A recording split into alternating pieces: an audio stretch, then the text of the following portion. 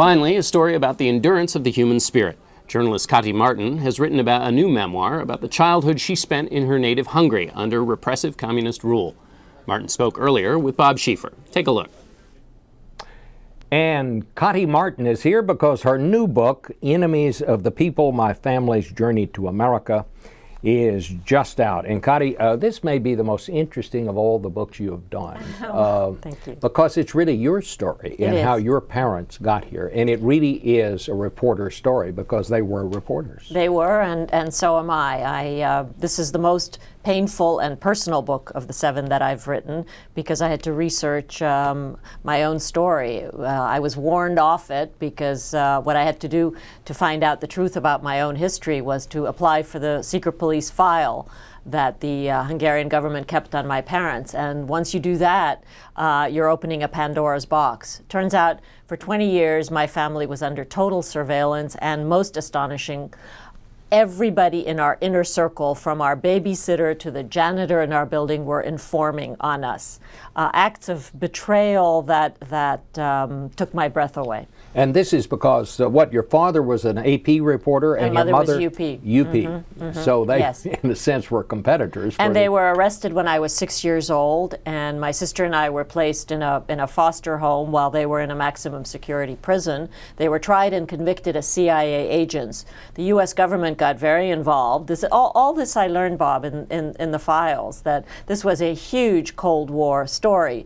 But Enemies of the People is really a family story because although we were separated for almost 2 years, and my father was brutally interrogated for months on end, really sort of Abu Ghraib style interrogation, and nearly caved in prison, twice tried to commit suicide. These are painful things for a daughter to discover, and you can imagine that writing it was not easy. Where exactly in Hungary was this? In Budapest. In Budapest. But Moscow was very involved, and as was Washington.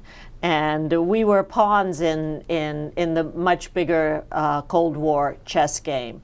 And in a series of really astonishing discoveries that I made while translating, I speak Hungarian so I could translate the files myself, I discovered that not only were most of our Hungarian friends spying on us, but that the person who provided the most damaging evidence against my parents was an American who was being blackmailed by the Hungarian secret police. The same old, you've read Le Carré, caught in bed with an agent, blackmailed.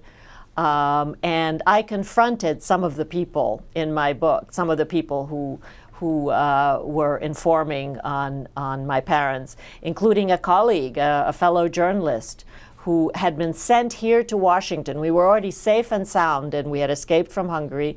We had reached shelter in Washington. My father was a diplomatic correspondent in the State Department, and one of his colleagues was an agent trying still in the 60s to recruit my parents. So multiple acts of betrayal, but ultimately, Bob, it's Enemies of the People is a story of family love. How did they get here?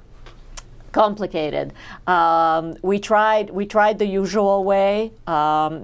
We tried paying off human smugglers when I was a little kid. Always something went wrong. Ultimately, when we got out, we were driven out in the back of an American diplomat's car and across the Austro-Hungarian frontier. And that year, my parents won all the major journalistic prizes for their coverage of the Hungarian Revolution. And so we came here because to collect the prizes, and like the man who came to dinner, never left. Settled in Washington. I grew up in Washington. Most patriotic American family you can imagine.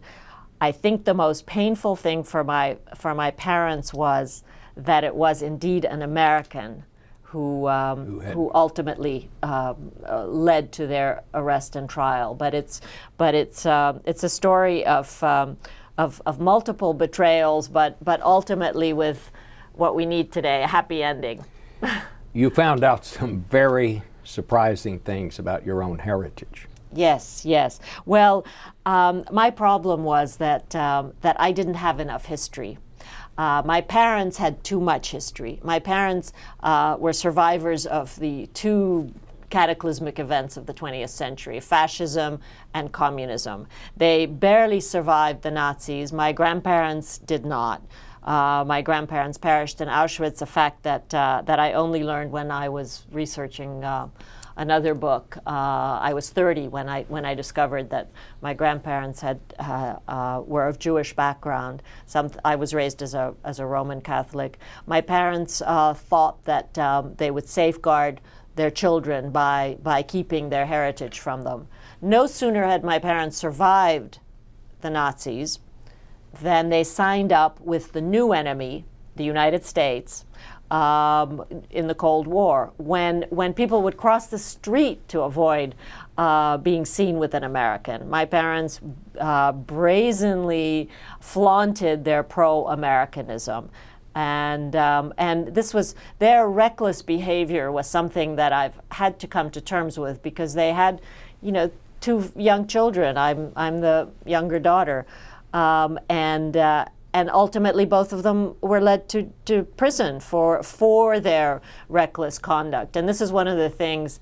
My parents are not the gods of my childhood at the end of this work of investigation on my part, but they emerge as really interesting and remarkable people, and certainly brave. But to be the child of overly brave journalists is not a recipe for a peaceful life.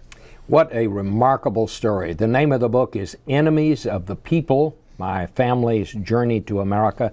Kati, this goes right to the top of my list, because I know your other books, and this one, I'm told, reads like a thriller. Thank you so much. Thank you for being with us today. Thanks for having me. Pleasure.